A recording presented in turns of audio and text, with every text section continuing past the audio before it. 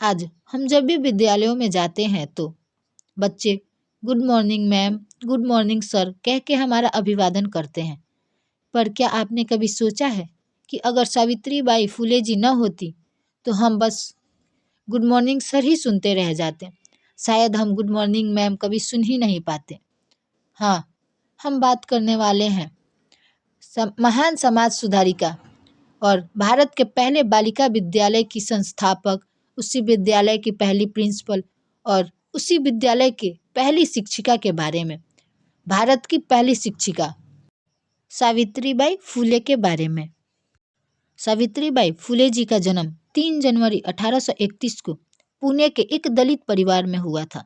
दलित यह कहना इसलिए भी जरूरी हो गया है क्योंकि आज तो हम बहुत हद तक छुआछूत, जात पात, ऊंच नीच के भेद से उठ चुके हैं, पर यह बात उस समय की है जब भारत में छुआछूत बहुत मायने रखता था। ऊंच नीच का इतना ज़्यादा भेद था कि ऊंचे वर्ग के लोग नीचे वर्ग के लोगों की परछाई अपने ऊपर नहीं पड़ने देते थे। इस हद तक छुआछूत थी उस समय। और सावित्रीबाई फुले जी ने उस समय दलित समाज से होकर भी जो काम किया है वो वाकई प्रशंसनीय है, वंदनीय है और माताजी आज भी हमारे लिए पूजनीय है। इसीलिए यह बताना और भी ज़रूरी हो गया है क्योंकि भारत की पहली महिला शिक्षिका एक दलित समाज से आती थी, उसी समाज से जिसे ऊंचे वर्ग के लोगों ने तुच्छ समझा था। और चलिए अब ये सब छोड़ के वीडियो में आगे बढ़ते हैं।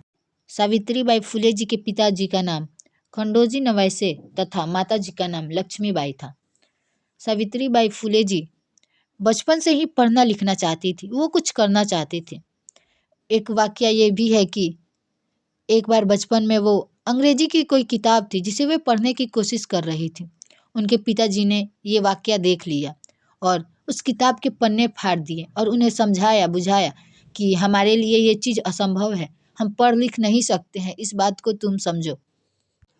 खंडो जी ने उनसे कहा था कि हम जिस समाज से आते हैं, जिस वर्ग से आते हैं, हमें पढ़ने लिखने का कोई अधिकार भी नहीं है। यह बात सावित्रीबाई फुले जी के मन को ठेस पहुंचा गई और शिक्षा के प्रति एक अलग आग उनके अंदर जग गई। वो पढ़ना चाहती थी, वो बहुत पढ़ना चाहती थी। अपने साथ की सभी बालिकाओं को वो पढ़ाना चाहती थी और अपने समाज को ही नहीं, वो पूरे समाज की बालिकाओं के लिए कुछ कर गुजरने की इच्छा अपने अंदर जागृत करने लगी। महज 9 साल की उम्र में उनका विवाह हो गया। वो अपने ससुराल चली गई, लेकिन शिक्षा के प्रति जो उनकी रुचि थी वो वैसी ही रही। वो उस समय भी कुछ कर गुजरने की इच्छा अपने अंदर रखती थी।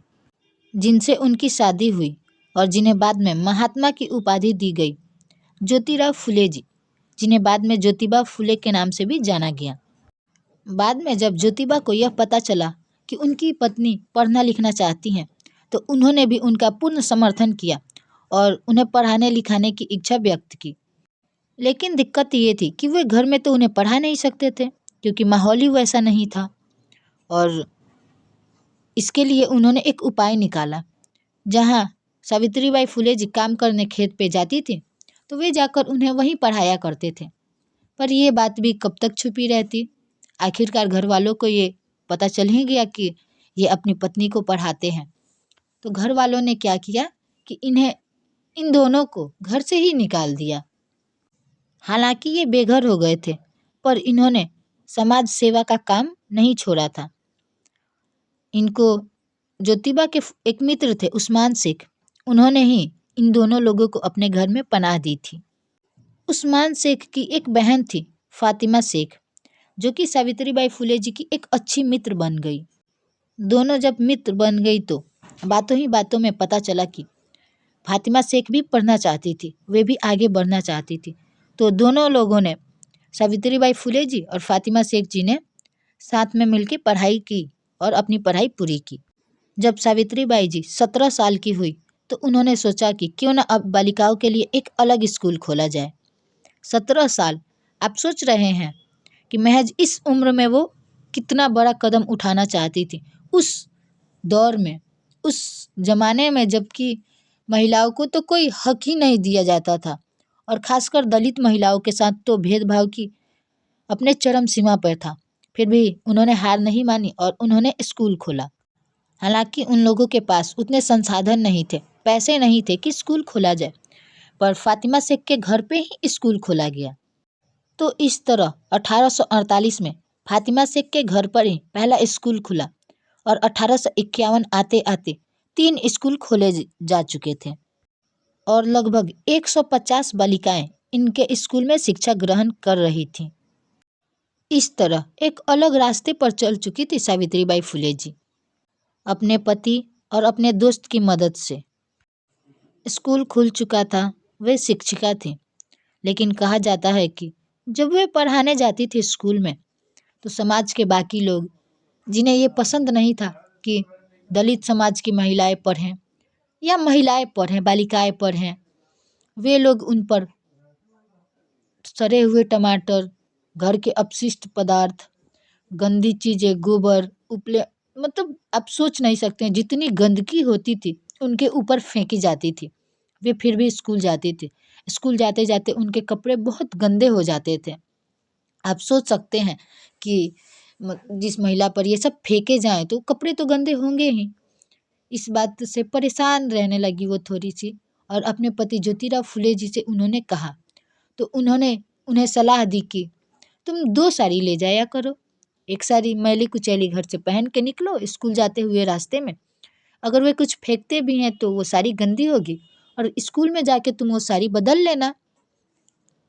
हालांकि ये सब भी कब तक चलता, पर फिर भी माताजी ने वो सारे काम किए। वे 2 साड़ी घर से लेके जाने लगी। रास्ते में जो भी उन पे चीज़ें फेंके जाते, सड़े हुए टमाटर, गोबर, उपले, जो भी उन पे फेंके जाते थे गंदे पदार्थ, वो सारे उसी साड़ी पे लगते और वो स्कूल जाके दूसरी साड़ी पहन लेती। पर एक बार की बात है, जब सावित्रीबाई जी स्कूल जा रही थी तो एक आदमी आया अचानक से और उन्हें रास्ते में रोक लिया और उनसे कहने लगा कि अगर तुमने यह सब बंद नहीं किया तो तुम्हारे लिए अच्छा नहीं होगा, और बहुत अनाप शनाप बोलने लगा। आप थोड़ा अंदाज़ा लगा सकते हैं, ठीक है। तो सावित्रीबाई जी शांत खड़ी थी और वो उन्हें धमका रहा था कि ये सब बंद करो, ये करो, वो करो। और बाकी जितने लोग थे समाज के, वे सारे लोग मूक दर्शक होकर देख रहे थे, कोई बीच में पड़ नहीं रहा था। तो कहा जाता है ना कि जब आपकी मदद के लिए कोई न आए तो आपको खुद ही अपनी मदद करनी होती है। तो इस बार सावित्री जी ने हिम्मत दिखाई, वो शांत नहीं रही और जमकर एक तमाचा उसके गाल पे जड़ दिया। ऐसा होना था कि अगले दिन से कोई उनका विरोध नहीं करता था। जब वो स्कूल जाने लगी तो कोई उन पे कुछ फेंकने की हिम्मत नहीं दिखाता था। सुगनाबाई नाम की महिला का भी इनको पूर्ण समर्थन मिला और सुगनाबाई ने भी इनकी इस काम में बहुत मदद की थी और बालिकाओं की शिक्षा के लिए इन्होंने पूरे देश में एक अलग सी आवाज़ जगा दी। 18वीं शताब्दी एक ऐसी शताब्दी थी जिसमें बहुत सी कुरीतियाँ समाज में फैलती जा रही थी और बहुत फैल रही थी। इन्हीं कुरीतियों में एक कुरीति ये भी थी कि अगर किसी महिला का पति मर जाता है, मतलब वो महिला विधवा हो जाती है, तो उसके बाल काट दिए जाते हैं, छोटे छोटे बाल कर दिए जाते हैं और उसे समाज से छांट दिया जाता है। समाज से क्या, उसे परिवार से छांट दिया जाता था, उसे अलग रहना पड़ता था। उसके साथ बहुत सी जातियाँ की जाती थी और समाज उसका बहिष्कार कर देता था। एक तरफ तो इन्हें समाज से, परिवार से अलग थलग कर दिया जाता था, बहिष्कार कर दिया जाता था इनका, पर दूसरी तरफ दोगलापन यह था कि उनका यौन शोषण किया जाता था और जब वह गर्भवती हो जाती थी तो उनके पास आत्महत्या करने के अलावा कोई दूसरा चारा नहीं बचता था, क्योंकि लोक लाज का भय, समाज का भय ऐसा होता ही है कि उनके पास आत्महत्या के अलावा कोई दूसरा ऑप्शन बचता ही नहीं है। सावित्रीबाई फुले जी ने महिला शिक्षा के लिए तो काम किया ही, लेकिन ऐसी जो कुरीतियाँ थी समाज में, उसको मिटाने का भी उन्होंने भरपूर प्रयास किया।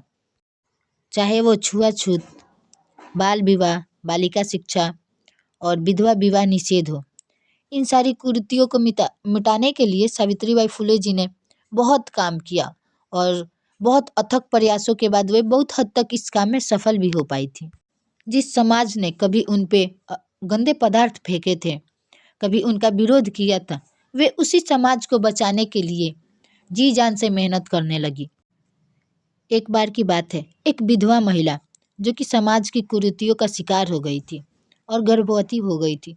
वो लोक लाज के भय से आत्महत्या करने जा रही थी। सावित्रीबाई फुले जी ने न केवल उसका जीवन बचाया, बल्कि उसको अपने घर में पनाह दी। उसका जो बच्चा हुआ, उन्होंने उस बच्चे को अपना दत्तक पुत्र माना। अपना पुत्र मानकर उन्होंने उस बच्चे की ज़िंदगी संवार दी। जितना उनसे हो पाया उन्होंने उसे किया, पढ़ाया लिखाया और उस बच्चे को एक डॉक्टर बनाया और उस बच्चे का नाम यशवंत राय रखा गया। यशवंत राय जो एक डॉक्टर बने और समाज सेवा में अपना पूर्ण योगदान दिया। सावित्रीबाई फुले जी किस हद तक समाज सेवा करना चाहती थी और वो समाज को सुधारना चाहती थी, उस बात का अंदाज़ा आप बस इस उदाहरण से लगवा सकते हैं कि उन्होंने अपने घर में एक कुआं खुदवा दिया था। कुआं इसलिए क्योंकि यह वह दौर था जब बड़े लोग मीन्स ऊंचे लोग, सवर्ण लोग अगर कुएं पर किसी नीची जाति के या किसी दलित वर्ग के लोग की परछाई तक पड़ जाती थी, उसका वो हाल करते थे कि बताना भी मुश्किल है। लेकिन उस दौर में सावित्रीबाई फुले जी ने अपने घर में कुआं खुदवाया और उस कुएं पर कोई पाबंदी नहीं थी, कोई ऊंच नीच का भेद नहीं था। जो चाहे वो उनके कुएं से पानी पी सकता था। ऐसी सोच थी हमारी माताजी सावित्रीबाई फुले जी की। 18वीं शताब्दी समाप्त होने को आई थी। दुनिया में प्लेग नामक बीमारी फैल रही थी। बात है 1897 की। भारत में भी यह बीमारी फैल चुकी थी और ये जो प्लेग फैला था, इससे लोग बीमार न हो, बचे रहें, जल्दी स्वस्थ हो जाए, इस काम के लिए सावित्रीबाई फुले जी और उनका परिवार लगा हुआ, पूरा परिवार इस काम में लगा हुआ था। सावित्रीबाई जी के पुत्र यशवंत राय जो कि एक डॉक्टर बन चुके थे, उन्होंने एक क्लिनिक इसी काम के लिए खोल रखा था। सावित्रीबाई फुले जी का काम था कि वे रोगियों को वहां तक लेके जाती और बाकी का काम उनके पुत्र यशवंत राय करते थे। वो कहते हैं ना कि जिस काम के लिए आप लगे रहते हैं, जिस काम में आप अपना पूर्ण देते हैं, कई बार वही काम आपके जीवन लीला की समाप्ति का कारण भी बनता है। कुछ ऐसा ही हुआ सावित्रीबाई फुले जी के साथ। लोगों की मदद करते करते वे कब प्लेग की शिकार हो गई उन्हें पता ही नहीं चला और ऐसा ही हुआ, प्लेग ने ही माँ सावित्रीबाई फुले जी की जान ले ली। 10 मार्च 1897 को प्लेग के कारण सावित्रीबाई फुले जी का निधन हो गया। भले ही आज वे हमारे बीच नहीं हैं, पर कभी हम उनके कार्यों को नहीं भुला सकते हैं। सावित्रीबाई फुले जी का पूरा जीवन समाज सेवा में निकला। उन्होंने हमेशा ही गलत के खिलाफ आवाज़ उठाई, समाज की कुरीतियों के खिलाफ आवाज़ उठाई, महिलाओं के हक के लिए लड़ी और लड़ते लड़ते महामारी आने पर देश की सेवा करते करते अपनी जान तक दे दी। आप सावित्रीबाई फुले जी के बारे में क्या कहना चाहते हैं? कृपया कमेंट में हमें ज़रूर बताएं। और आपको हमारी यह प्रस्तुति अच्छी लगी हो तो कृपया इसे लाइक, इसे अपने दोस्तों में शेयर ज़रूर कर दें। मन करे तो चैनल को सब्सक्राइब भी कर लें। धन्यवाद।